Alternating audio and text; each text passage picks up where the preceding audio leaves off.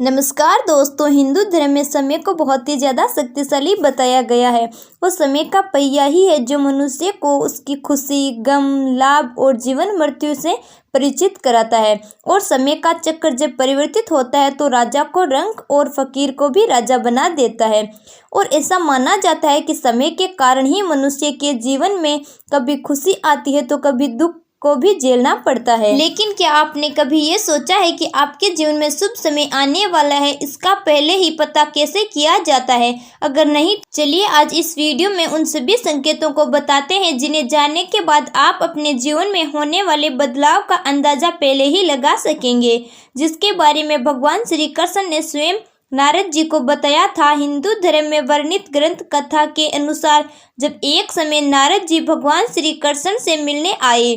तो नारद ने भगवान श्री कृष्ण से कहा कि हे नारायण, कृपा करके हमें ये बताएं कि कोई भी मनुष्य अपने जीवन में आने वाले शुभ समय के बारे में जो है पहले से ही कैसे जान सकता है। तब भगवान श्री कृष्ण ने उत्तर दिया कि हे देवर्षि, मैं स्वयं मनुष्यों को समय परिवर्तित होने से पहले कुछ संकेत पशु पक्षियों, छोटे बच्चों और अपने भक्तों के द्वारा उनको जो है पहुंचाता हूँ, जिन्हें ज्ञानी मनुष्य तो समझ लेते हैं लेकिन अज्ञानी मनुष्य जो है उन संकेतों को नहीं समझ पाते। तो नारद जी कहते हैं कि हे प्रभु, वो कौन से संकेत है जो मनुष्य को उसके अच्छे वक्त आने से पहले आपके द्वारा दिए जाते हैं? तो श्री कृष्ण कहते हैं कि देवर्षि सुनिए, इनमें सबसे पहला संकेत है कि जब किसी मनुष्य की आंखें ब्रह्म मुहूर्त में खुलने लगती है और उसे ईश्वर का स्मरण स्वतः ही होने लगता है, या फिर उन्हें ऐसा प्रतीत होने लगता है कि उन्हें कोई और किसी दिशा की ओर ले जा रहा है, तब ऐसे मनुष्य को यह समझ लेना चाहिए कि आने वाले समय में उनके भाग्य के द्वार खुलने वाला है और उन्हें कामयाबी की नई नई राहें मिलने वाली है। और ऐसे समय में जो है मैं स्वयं उनकी सहायता करता हूँ। इसके बाद श्री कृष्ण दूसरे संकेत के बारे में बताते हुए नारद जी से कहते हैं कि हे ब्रह्मपुत्र, जब कोई मनुष्य प्रसन्न रहने लगता है या फिर उसके चेहरे पर हर वक्त मुस्कुराहट रहने लगती है, अर्थात वो मुस्कान मुक्त भरा हुआ रहता है,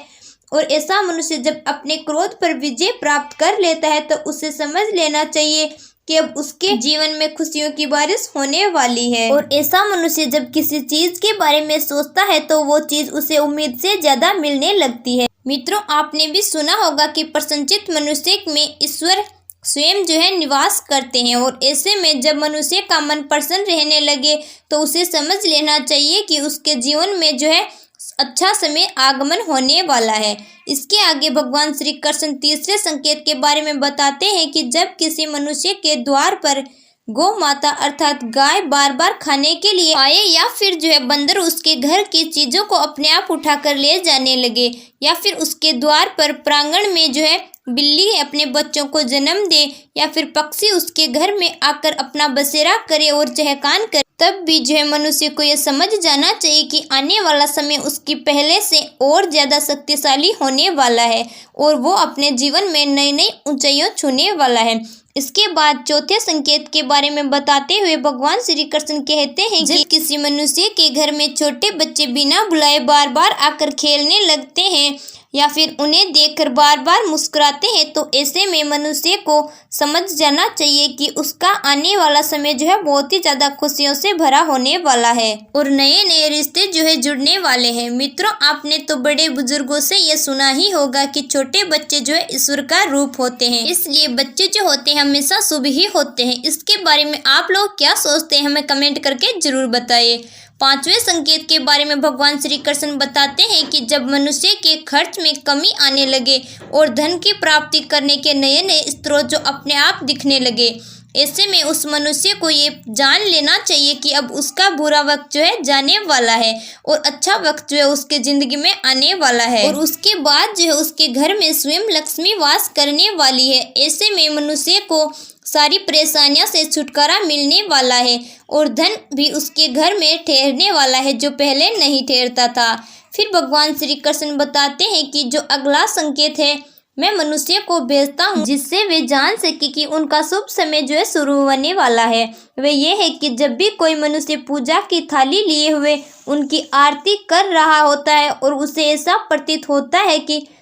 भगवान की मूर्ति जो है उनको देखकर मुस्कुरा रही है, या फिर बड़े दिनों बाद उनके घर में जो है अतिथियों का आगमन हुआ हो, तो फिर उसे समझ जाना चाहिए कि उसका जो है अच्छे समय शुरू होने वाला है। इसके अलावा जब किसी महिला का बायां अंग तथा पुरुष का दाहिना अंग फड़कने लगे, तब भी उसे समझ जाना चाहिए कि उनका जो है शुभ समय आने वाला है। और इसके बाद जो है भगवान श्री कृष्ण 7वें संकेत के बारे में बताते हैं कि जब कोई मनुष्य सुबह सुबह कोई शुभ कार्य करने के लिए निकलता है और रास्ते में उसे गौ अर्थात गौ माता के दर्शन हो जाए, या फिर किसी साधु महात्मा के द्वारा उसे जो है आशीर्वाद मिल जाए, तो ऐसे में उस मनुष्य को समझ जाना चाहिए कि वो जिस भी कार्य को करने के लिए घर से निकला था, वह उसका कार्य जो है अवश्य ही पूरा हो जाएगा, और उस कार्य को सफल होने से जो है कोई भी नहीं रोक सकता।